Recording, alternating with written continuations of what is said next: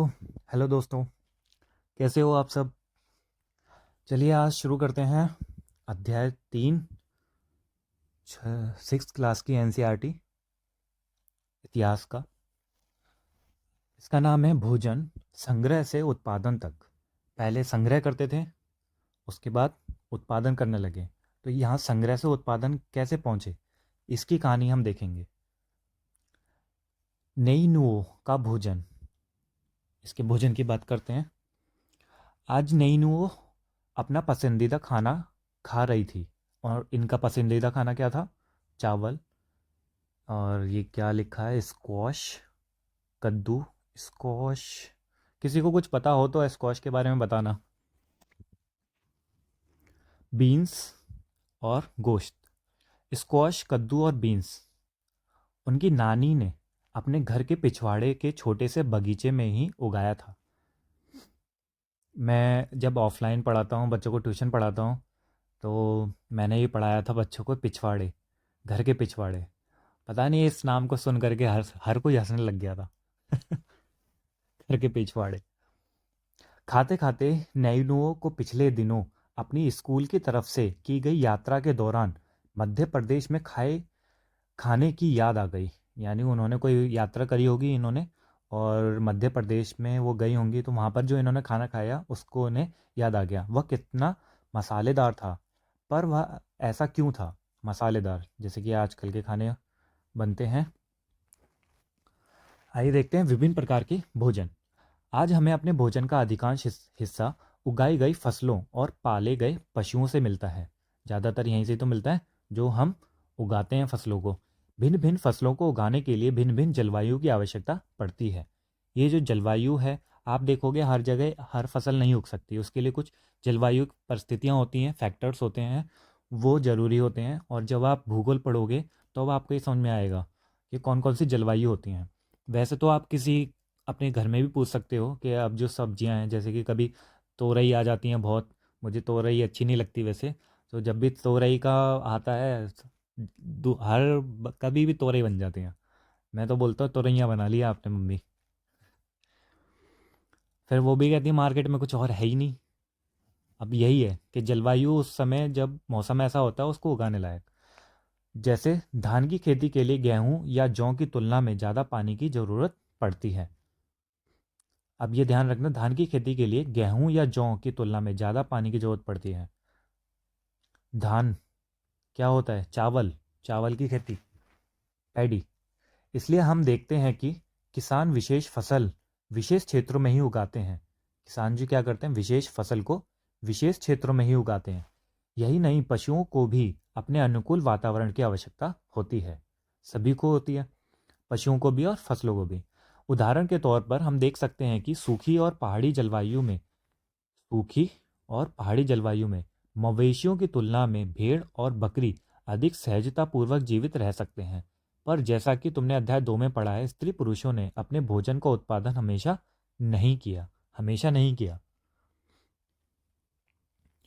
खेती और पशुपालन की शुरुआत। अब ये शुरुआत देखते हैं कैसी हुई। अध्याय 2 में हमने पढ़ा है कि दुनिया की जलवायु बदलती रही है। दुनिया की जलवायु बदलती रही है। साथ ही लोग जिन वनस्पतियों और पशुओं का भोजन के रूप में इस्तेमाल करते थे वे भी बदलते रहे।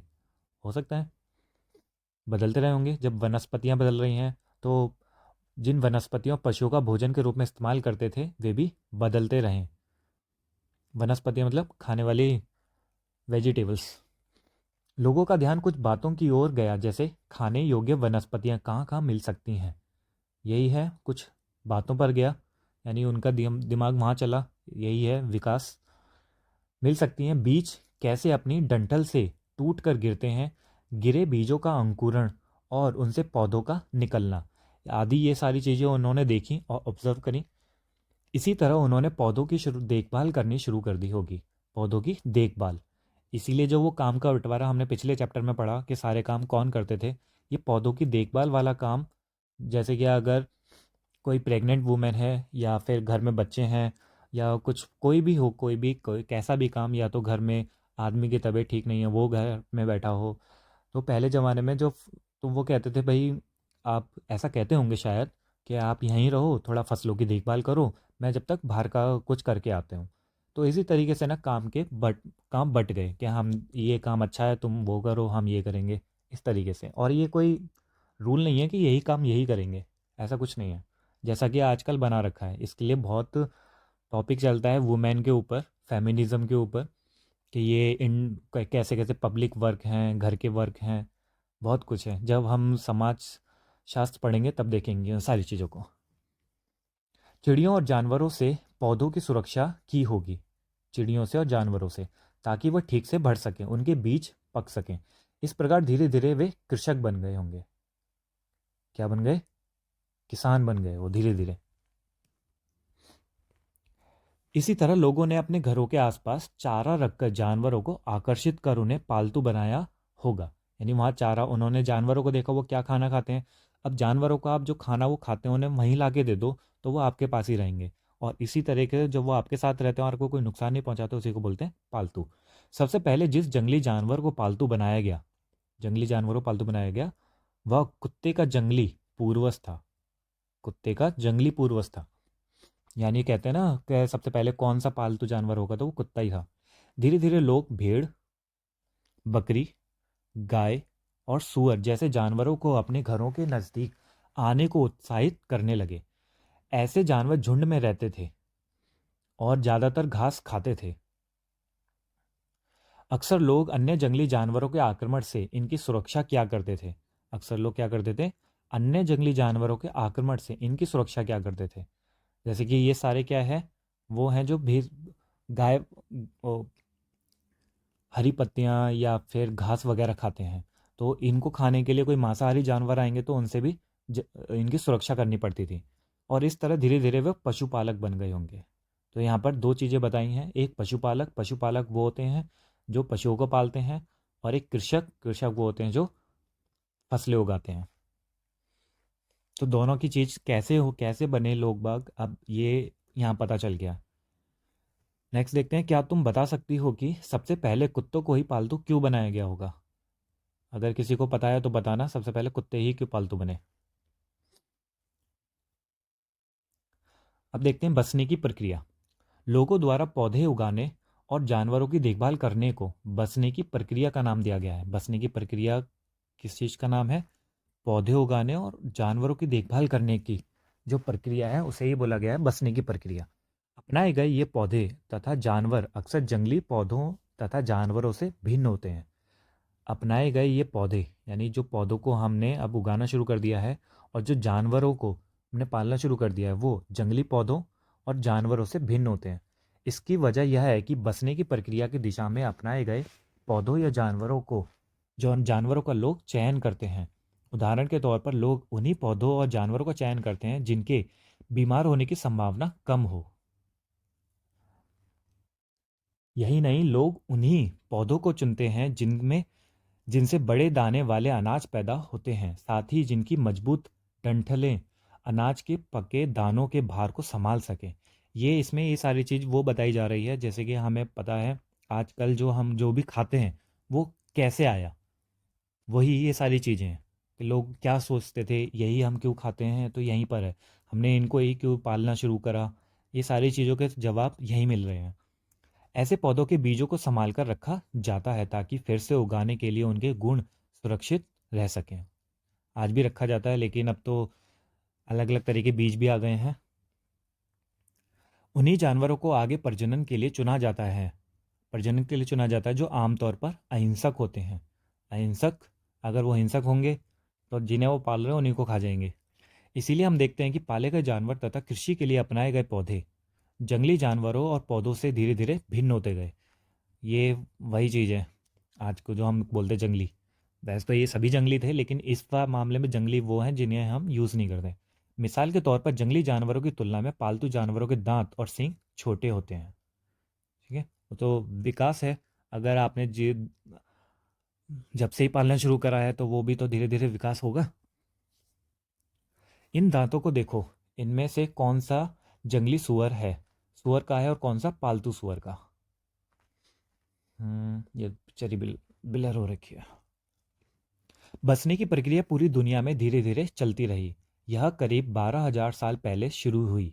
12,000 साल पहले लोगों ने बसना शुरू किया था। वास्तव में आज हम जो भोजन करते हैं, आ गया ना वही, जो आज हम भोजन करते हैं वो इसी बचने की प्रक्रिया की वजह से है। जो मैं 2 चैप्टर में बता रहा था वही ये लिखा हुआ है यहाँ पर। कृषि के लिए अपनाई गई सबसे प्राचीन फसलों में गेहूँ और जौ आते हैं। उसी तरह सबसे पहले पालतू बनाए गए जानवर में कुत्ते के बाद भेड़ बकरी आते हैं। तो ये प्रश्न आ सकता है आप में कि सबसे पहले क्या जो बनाया गया फसल थी गेहूं और जौ, और जानवरों में आए तो कुत्ते और भेड़ बकरी। एक नवीन जीवन शैली, पीछे कुछ छूट तो नहीं गया? सब हो गया। एक नवीन जीवन शैली। तुम किसी पौधों के बीज को बो कर देखो, तुम पाओगी कि इसे विकसित होने में कुछ वक्त लगता है। इसमें कुछ दिन, महीने या फिर साल तक लग सकता है। इसलिए जब लोग पौधे उगाने लगे तो उनकी देखभाल के लिए एक ही जगह पर लंबे समय तक रहना पड़ा था। ये कई बार आ चुका है, देखभाल देखभाल देखभाल। और इसी से पता चलता है कि वो लोग क्यों, काम का बंटवारा भी क्यों हुआ और क्यों एक जगह पर रहने लगे। बीज बोने को लेकर अब ये जो कुछ दिन लग रहे हैं, कुछ महीने लग रहे हैं, साल लग रहे हैं, अब जैसे कि नॉर्मल 3 महीने लगते हैं तो 3 महीने तक उन्हें वहीं रहना पड़ेगा। और वहीं रहते रहते वो सारा वहीं बंदोबस्त कर लेते हैं, फिर दोबारा से वो कहीं छोड़ के जाते नहीं हैं। इस तरह से रहना शुरू हुआ था। अब वहीं लंबे समय तक रहना पड़ता है। बीज बोने से लेकर फसलों के पकने तक पौधों की सिंचाई करने, सिंचाई मतलब पानी देना, खरपतवार हटाने, खरपतवार जो अनवांटेड फसल वहाँ पर उग जाती है, पौधे वीड वगैरह, उसको हटाना। वो सारे न्यूट्रिशंस जो पोषक तत्व होते हैं वो सारे ज़मीन के सोख लेते हैं और ये बहुत खतरनाक होते हैं। जानवरों और चिड़ियों से उनकी सुरक्षा करने जैसे बहुत से काम शामिल थे। कटाई के बाद अनाज का उपयोग बहुत संभाल कर करना पड़ता था, जैसे कि आज भी किया जाता है। आज भी इसमें बहुत सारी कमियां हैं, बहुत सारा अनाज सड़ जाता है। होता तो बहुत सारा अनाज है लेकिन वो सड़ जाता है, रखने की व्यवस्था नहीं है। और उस ज़माने में तो और भी ज़्यादा कठिन था ये सारा काम। आपने इतनी मेहनत से उगाया, उन्होंने देखभाल करके, और वहाँ पर जाकर वो ख़राब हो जाए, तो इसकी बहुत संभाल के रखना पड़ता था। ये फ़ोटो में देखते हैं अनाज के उपयोग। बीज के रूप में सबसे पहला जो हमने देख लिया, वो बीज के रूप में उन्हें रख लेते थे। फिर खाद के रूप में खाने के लिए, उपहार के रूप में किसी को जब गिफ्ट करते हैं तो अनाज देते थे, भंडारण के लिए, यही यही कटाई के बाद उन्हें संभाल कर रखने के लिए ताकि बाद में काम आ सके। अनाज को भोजन और बीज दोनों ही रूपों में बचा कर रखना आवश्यक था, इसलिए लोगों को इसके भंडारण की बात सोचनी पड़ी। भोजन और बीज के लिए दोनों की, इसलिए किसकी बात सोची उन्होंने? भंडारण की, इकट्ठा करके रखने की। बहुत से इलाकों में लोगों ने मिट्टी के बड़े बड़े बर्तन बनाए, टोकरियां बुनी या फिर जमीन में गड्ढा खोदा। तो ये 3 तरह के यहाँ पर बताए गए हैं कि कैसे उसे भंडारण किया जाता है। तो मिट्टी के बड़े बड़े बर्तन बनाकर, मिट्टी के बड़े बड़े बर्तन बनाए, टोकरियां बनाकर, या फिर ज़मीन में गड्ढा खोद के। ये 3 यहाँ पर एग्जाम्पल बताए गए हैं, तीनों आपको याद रखने हैं। क्या तुम्हें लगता है कि शिकारी अब भोजन संग्रह करने वाले बर्तन बनाते और उनका प्रयोग करते होंगे? अपने जवाब का कारण बताओ। आप बताना। ये मैंने पहले ही बताया था, ये इसलिए प्रश्न पूछे जाते हैं ताकि ये बच्चा दिमाग लगाए। तो आप भी सोचो थोड़ा सा, इस कहानी को इंटरेस्टिंग वे में सुनो और फिर उसे दोबारा रिवाइज करो। और बस यही है हिस्ट्री। नेक्स्ट देखते हैं, जानवर चलते फिरते खाद भंडार। अभी चलते फिरते खाद भंडार क्यों बोला गया है? अब जो फसल है उन्हें तो हमें काट के रखना है और फिर एक जगह इकट्ठा करके रखना है, जैसे ये बोरे में रखी हुई है।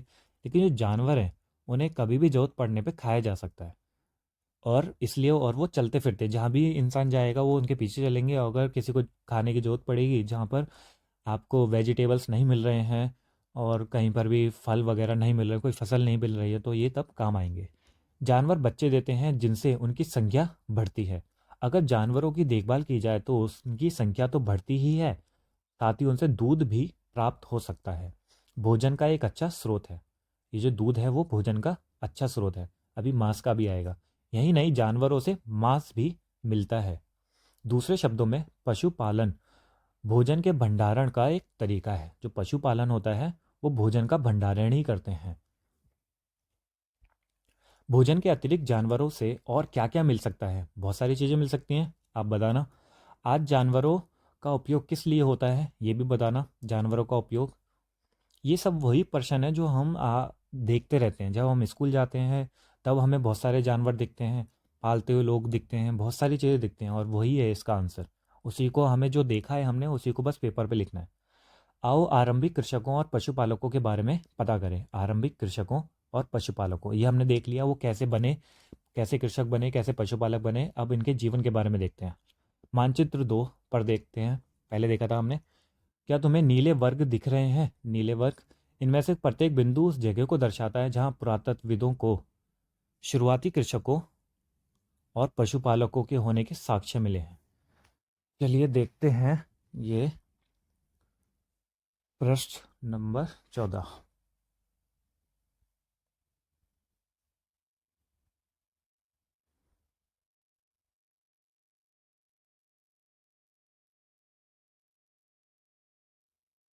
ये रे नीले रंग के नवपाषाणकालीन पुरास्थल हल्लूर और मेयपल्ली, ये चिरांद, दाओजी हेडिंग और कोल्डी हवा, महागड्डा, मेहरगढ़, बुर्ज होम, ये सारे स्थल है। वापस चलते हैं।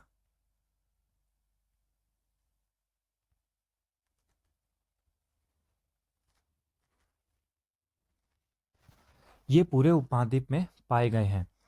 इनमें सबसे महत्वपूर्ण पश्चिमोत्तर क्षेत्र में, आधुनिक कश्मीर में और पूर्वी तथा दक्षिणी भारत में पाए गए हैं। ये हमने देख लिए हैं पश्चिमोत्तर क्षेत्र में। इनको कॉपी में लिख लेना, पश्चिमोत्तर क्षेत्र में कौन से हैं, आधुनिक कश्मीर में कौन से हैं और पूर्वी और दक्षिणी भारत में कौन से पाए गए हैं। वास्तव में ये निर्दिष्ट स्थान कृषकों और पशुपालकों की बस्तियां थीं। कैसे क्या थे ये कृषकों और पशुपालकों की बस्तियां या नहीं, इसे जांचने के लिए वैज्ञानिक खुदाई में मिले पौधों या पशुओं की हड्डियों के नमूनों का अध्ययन करते हैं। वैसे तो ये बस्तियां ही थी, लेकिन जब इन्हें जांचना होता है कि पता कैसे चलेगा थी या नहीं, तो वहाँ पर जब खुदाई होती है तो उसमें से जो पौधे और पशुओं की हड्डियाँ मिलती हैं, उनका जो नमूना मिलता है, उनका अध्ययन करने से पता चलता है। अगर वहाँ पर पता चलता है ये सारी हो गई कि बसे थे और बहुत सालों तक रहे, तो वो बस्तियाँ कहलाएंगी, तो बस्तियाँ थी। अगर नहीं, अगर ऐसा कुछ नहीं पता चलता तो वो नहीं थी। इनमें सबसे रोचक जले हुए अनाज के दानों के अवशेष हैं।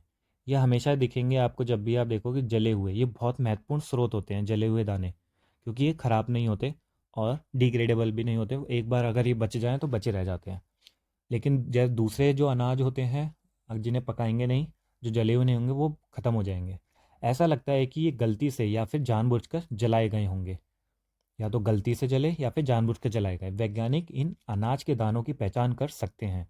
इस तरह हमें पता चलता है कि इस उपमहाद्वीप के विभिन्न भागों में बहुत सारी फसलें उगाई जाती रही होंगी। अब हमें इन अनाज के दानों से ही पता चला कि हमारे इस उपमहाद्वीप में विभिन्न भागों में बहुत सारी फसलें उगाई जाती रही होंगी।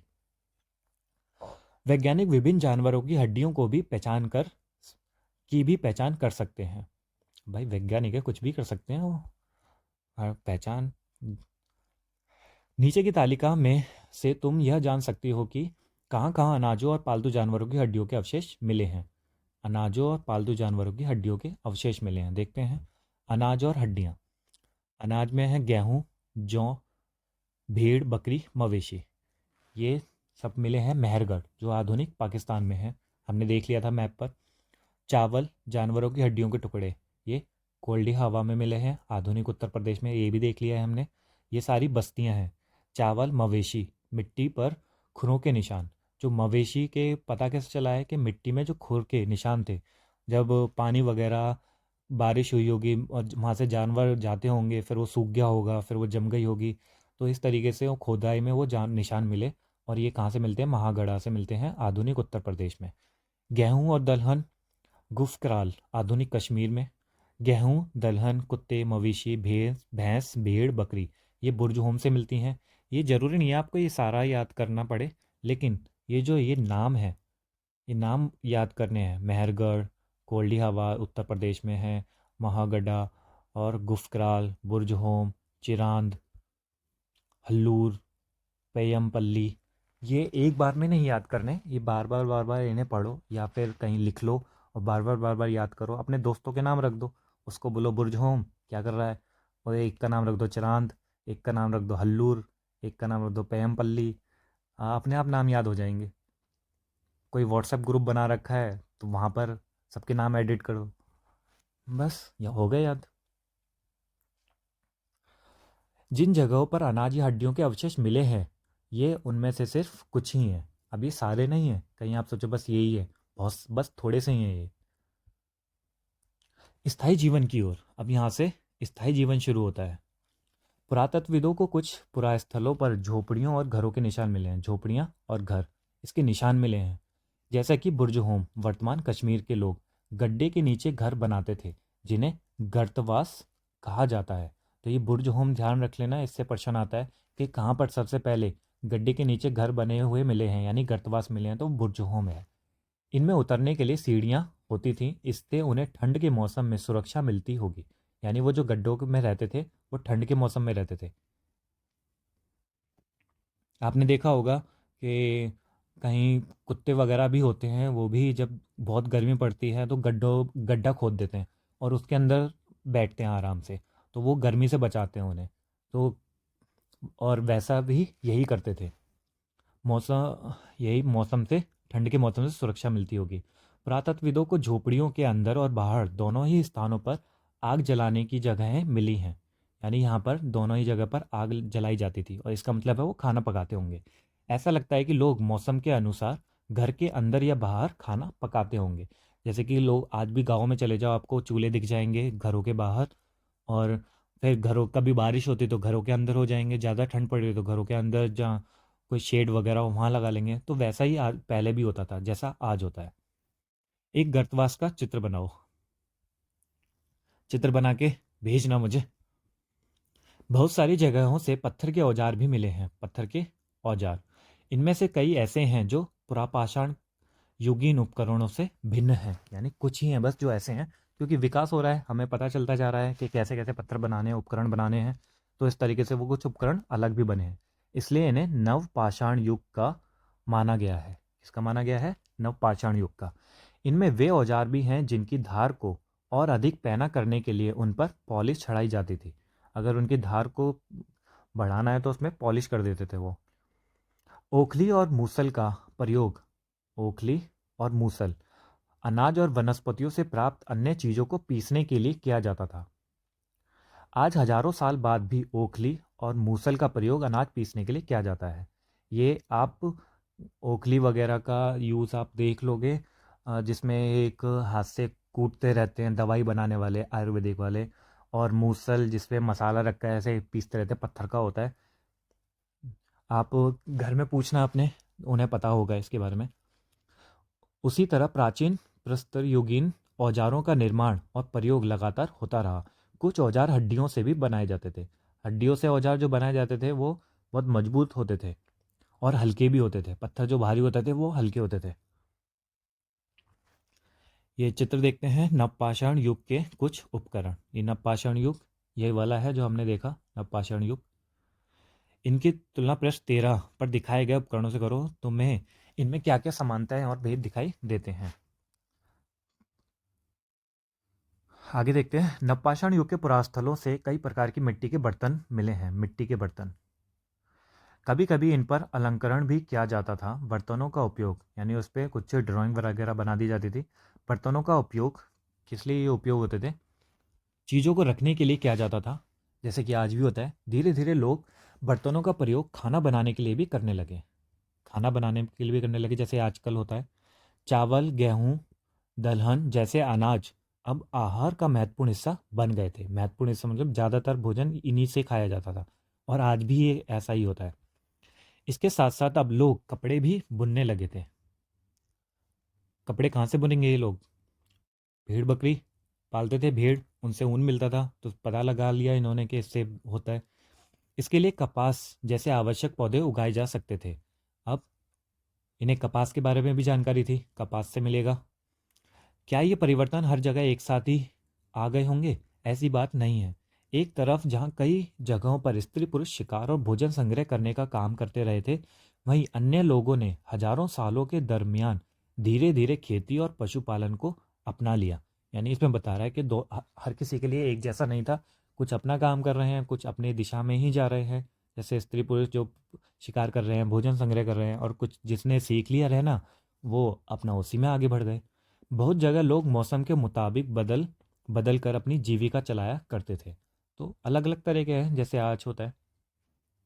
ये मटका देखते हैं, क्या तुम कल्पना कर सकती हो कि इस पात्र में क्या रखा गया होगा? बहुत सारी चीज़ें जो रख सकते हैं। अनाज भर के रखा जा सकता है, या फिर कोई खाना रखा जा सकता है, पानी भर के रखा जा सकता है, बहुत सारी चीज़ें। अब देखते हैं अन्य रीति रिवाज, कस्टम्स देखते हैं हम। पुरातात्विद बहुत स्पष्ट रूप से इस बारे में कुछ नहीं कह सकते। विद्वानों ने ऐसे किसानों का अध्ययन किया है। इनमें प्राय कृषक और पशुपालक समूह में रहते हैं, जिन्हें जनजाति कहते हैं। विद्वानों ने किसानों का अध्ययन किया, ऐसे किसानों का अध्ययन किया, और इनमें से प्राय जो कह रहते हैं वो कृषक और पशुपालक समूह, यानी जो खेती बाड़ी करते हैं और फसलें उगाते हैं और पशुपालक पशुपालन करते हैं, उन लोगों को जनजाति बोला जाता है। विद्वानों ने पाया कि ये लोग कुछ ऐसे रीति रिवाजों को मानते जो समुदाय पहले से ही प्रचलित रहे हैं। ये मैंने आपको तब फर्स्ट या सेकंड में बताया था, एसटी के लिए जो शेड्यूल ट्राइब्स होते हैं अभी भी रहते हैं और वो अपने रीति रिवाज को मानते हैं और पहले से ही चले आ रहे हैं। मैंने ये भी बताया था कि इसका मतलब ये नहीं है कि वो पिछड़े हुए हैं, उनका कल्चर हमारे बराबर ही है, और एक मैं कहूँ तो हमारे से अच्छा ही है।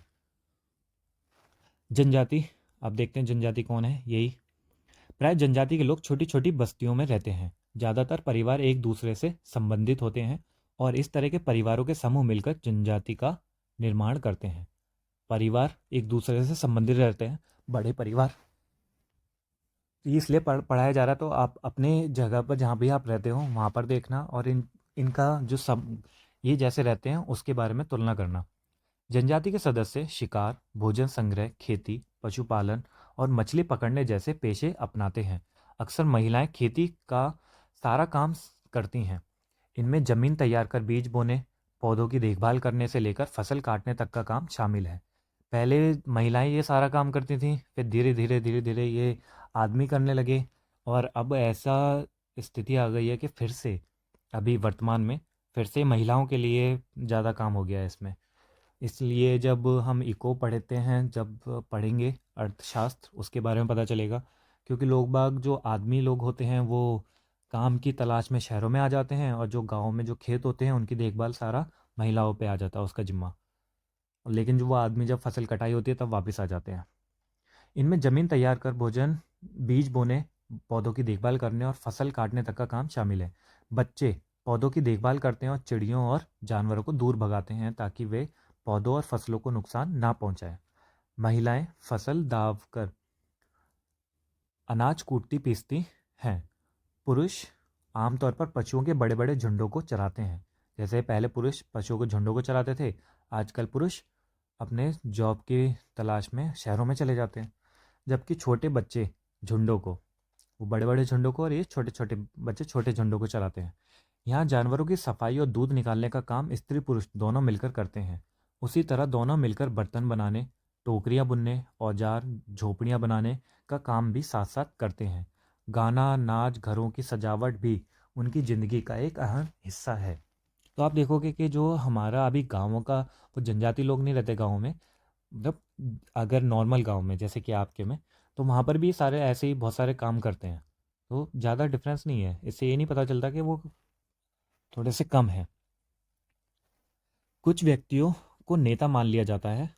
वे अनुभवी वृद्ध व्यक्ति, नौजवान योद्धा या फिर पुरोहित हो सकते हैं। पुरोहित मतलब जो पंडित वगैरह हो, जिन्हें ज़्यादा ज्ञान हो आ, जो भी पूजा पाठ का। वयस्क महिलाओं को भी उनके ज्ञान और अनुभव के लिए विशेष सम्मान दिया जाता है। महिलाओं का भी सम्मान किया जाता है यहाँ पर। जनजातियों की सांस्कृतिक परंपराएं, आ गया सांस्कृतिक परंपराएं बहुत समृद्ध और विशिष्ट होती हैं। देखा यहाँ पर भी बोला गया है, बहुत समृद्ध होती हैं, सिर्फ समृद्ध नहीं, बहुत समृद्ध होती हैं और विशिष्ट होती हैं। इनमें उनकी भाषाएं, जो सांस्कृतिक परंपराएं में भाषा आएगी, संगीत, कहानियाँ, चित्रकारी भी शामिल है। उनके अपने देवी देवता होते हैं। जैसे अलग अलग सबके देवी देवता हैं, इनके अलग हैं। जमीन, जंगल, घास के मैदान और पानी पूरे कुनबे की संपत्ति मानी जाती है। यानी ये सारी चीज़ें, जमीन, जंगल, घास के मैदान, पूरा कुनबे की संपत्ति मानी जाती है, जिसका उपयोग सभी एक साथ करते हैं। इनमें गरीब और अमीर के बीच कोई खास अंतर नहीं होता। जैसे कि मैंने बताया, कोई गरीब और अमीर, इसमें कोई ज़्यादा डिफरेंस नहीं होता है। इसलिए जनजातीय समाज अन्य समाजों से भिन्न होते हैं। इन अन्य समाजों के बारे में तुम आगे पढ़ोगे। यही जो मैंने आपको बताया था, जो और समाजशास्त्र में हम आगे पढ़ेंगे सारी चीज़ें। पुरुषों द्वारा किए जाने वाले कामों की एक सूची बनाओ। महिलाएं क्या क्या काम करती हैं, कौन से ऐसे काम हैं जो स्त्री पुरुष दोनों करते हैं। अभी आप तो देखोगे वर्तमान वाले काम जो पुरुष करते हैं, तो एक जगह लिखना पुरुष और यहाँ लिखना पुरुष के काम, यहाँ पर महिलाएं और यहाँ पर दोनों के। इस तरीके से बना देखना और डिफरेंस देखना, पहले क्या था और अभी क्या है।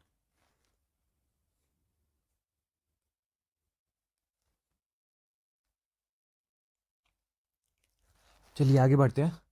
सूक्ष्म निरीक्षण।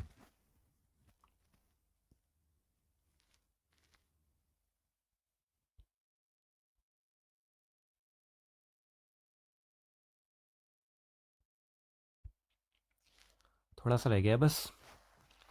सूक्ष्म निरीक्षण में देखेंगे मेहरगढ़ में जीवन मृत्यु। मानचित्र 2 में मेहरगढ़ ढूंढो, हमने देखा था। यह ईरान जाने वाले सबसे महत्वपूर्ण रास्ते बोलन दर्रे के पास एक हरा भरा समतल स्थान है। मेहरगढ़ संभवतः वह स्थान है जहाँ के स्त्री पुरुषों ने इस इलाके में सबसे पहले जौ, गेहूं उगाना और भेड़ बकरी पालना सीखा। यह हमने पहले भी देखा था जब पार्ट में, मेहरगढ़ में सबसे पहले ही जौ और गेहूं उगाना शुरू हुआ था। और ये बोलन दर्रा, ध्यान रखना, ये कहाँ का जाता है, बोलन दर्रे से ईरान जाते हैं। यहाँ खुदाई में सबसे पहले के स्तरों से पुरातत्वविदों को विभिन्न प्रकार के जानवरों की हड्डियां मिली हैं। इनमें हिरण, सूअर जैसे जंगली जानवरों की हड्डियां भी शामिल हैं। यानी पुराने तो मिले, पुराने कह रहा हूँ, वो पालतू जानवरों को तो मिले भी हैं, जंगली जानवरों के भी मिले हैं, यानी उन्होंने शिकार किया होगा। उसके बाद के स्तरों से भेड़ और बकरियों की हड्डियां ज़्यादा मिली हैं। उनके ऊपर ज़्यादातर मवेशियों की ही हड्डियां मिली हैं। इससे ऐसा लगता है कि ये लोग मवेशियों को पालने लगे थे। ये धीरे धीरे बता रहा है कि पहले हिरण और सूअर की मिली थी, उसके बाद भेड़ बकरियां और फिर उसके बाद मवेशियां। यानी ये पहला चरण है, पहले इन्होंने इनका शिकार किया, फिर इन्होंने इन्हें को पालना शुरू किया, भेड़ और बकरियों को, और फिर बाद में मवेशियों को पालना शुरू किया। ये गांव देखते हैं। गांवों की यह विशेषता है कि वहां रहने वाले अधिकांश लोग भोजन उत्पादन में लगे रहते हैं। ये एक विशेषता बता रहे हैं, भोजन उत्पादन मतलब कृषक किसानी में लगे रहते हैं। वो अपना भोजन उत्पादन करते हैं और ज़्यादा जो सरप्लस होता है उसे मार्केट में बेच देते हैं। मेहरगढ़ में इसके अलावा चौकोर और आयताकार घरों के अवशेष भी मिले हैं। प्रत्येक घर में 4 या उससे ज़्यादा कमरे हैं, जिनमें से कुछ संभवतः भंडारण के लिए काम आते होंगे।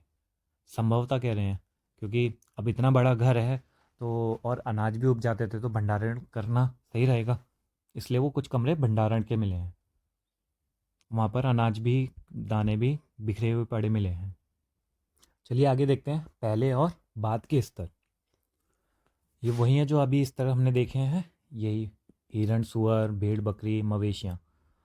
जब पुरातत्वविद किसी जगह की खुदाई करते हैं तो वे कैसे समझते हैं कि कौन से स्तर पहले के हैं और कौन से बाद के। इस चित्र को देखो, पहला, दूसरा, तीसरा, चौथा।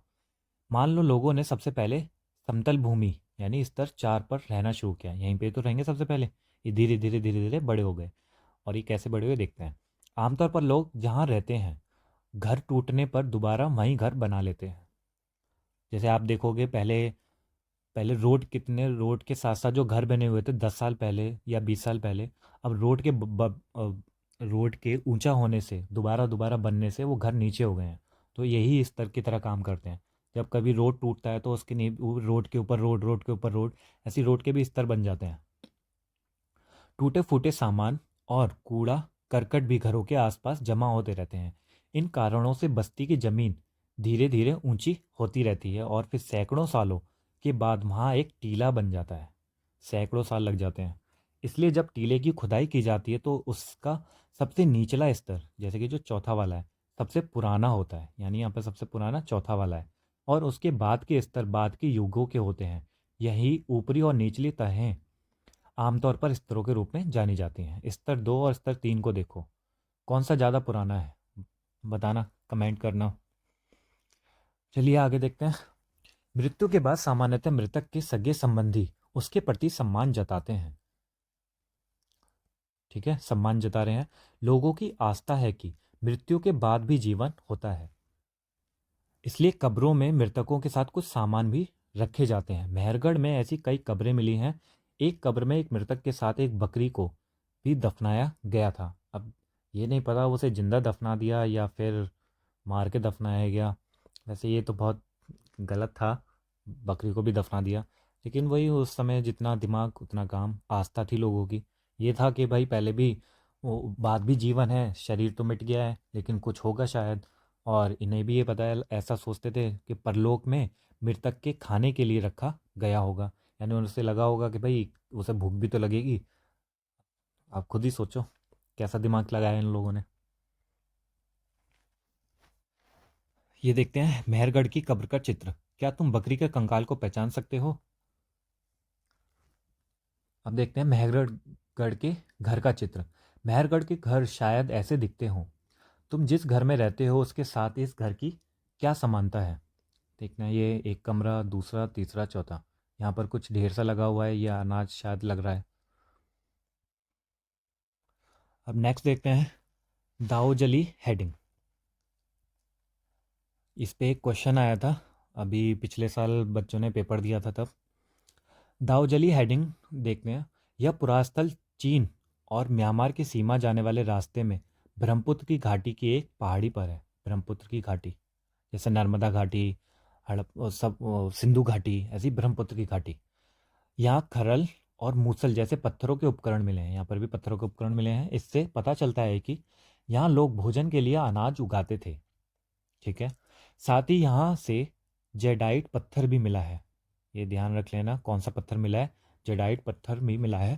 संभवतः यह पत्थर चीन से आया होगा। और ये कहाँ से आया? चीन से। इसके अतिरिक्त इस पुरास्थल से काष्ठाश्म यानी अति प्राचीन लकड़ी जो सख्त होकर पत्थर बन गई है के औजार और बर्तन भी मिले हैं।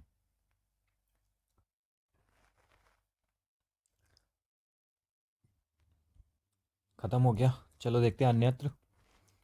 एटलस में तुर्की। तुर्की ढूंढते हैं। नवपाषाण युग के सबसे प्रसिद्ध पुरास्थलों में एक चताल युग तुर्की में है। नवपाषाण युग के सबसे प्रसिद्ध पुरास्थलों में एक कहाँ पर है? चताल युग तुर्की में है। यानी ये स्थल है चताल युग। ये चताल युग तुर्की में है। यहाँ दूर दराज स्थानों से कई चीज़ें लाई जाती थीं। दूर दराज से कई चीज़ें लाई जाती थीं और उनका उपयोग किया जाता था। जैसे सीरिया से लाया गया चकमक पत्थर। सीरिया से लाया गया ये चकमक पत्थर। लाल सागर की कौड़ियाँ, भूमध्य सागर की सीपियाँ। ये सब ध्यान रख लेना कहाँ कहाँ से क्या आई। एक एक नंबर में मैच फॉलोइंग में आज क्वेश्चन पूछते हैं कि चकमक पत्थर कहाँ से आया? सीरिया से। लाल सागर की कौड़ियाँ, भूमध्य सागर की सीपियाँ। उस समय तक पहिए वाले वाहन का विकास नहीं हुआ था। लोग सामान खुद या जानवरों की पीठ पर लाद कर ले जाया करते थे। बताओ कौड़ियों और सीपियों का क्या उपयोग होता होगा? दिमाग लगाना, थोड़ा सोचना, फिर बताना।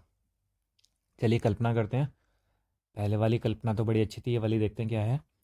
अगर तुम्हारे पास ज़मीन का एक छोटा सा टुकड़ा हो तो तुम उसमें कौन कौन सी फसल उगाओगी? बीज कहाँ से मिलेंगे? और तुम उन्हें कैसे बोओगी? अपने पौधों की देखभाल तुम कैसे करोगी? और कैसे यह समझोगी कि अब फसल काटने लायक हो गई है? ये तो पूरा किसानी वाला काम है। और अगर कहीं से आप गांव में रहते हैं तो आपको पता ही होगा किसी के पास ज़मीन होगी। और जो थोड़ा शहर के लोग हैं, लड़के लड़कियां हैं, उनको थोड़ा दिक्कत आएगी। लेकिन अपने टीचर से पूछ लेना या फिर अपने घर पे पूछ लेना, दादी से, किसी पड़ोसी से पूछ लो। बहुत सारे लोग हैं जो आप इसका जवाब बता सकते हैं।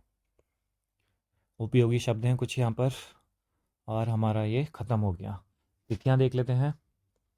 बसने की प्रक्रिया का आरंभ 12,000 साल पहले हुआ। बसने की प्रक्रिया हमने पढ़ लिया। बसने की प्रक्रिया क्या होती है? मेहरगढ़ में बस्ती का आरंभ लगभग 8,000 साल पहले हुआ। ये भी देख लिया हमने। तो चलिए फिर मिलते हैं अगले अध्याय में, अगली वीडियो में। Bye bye.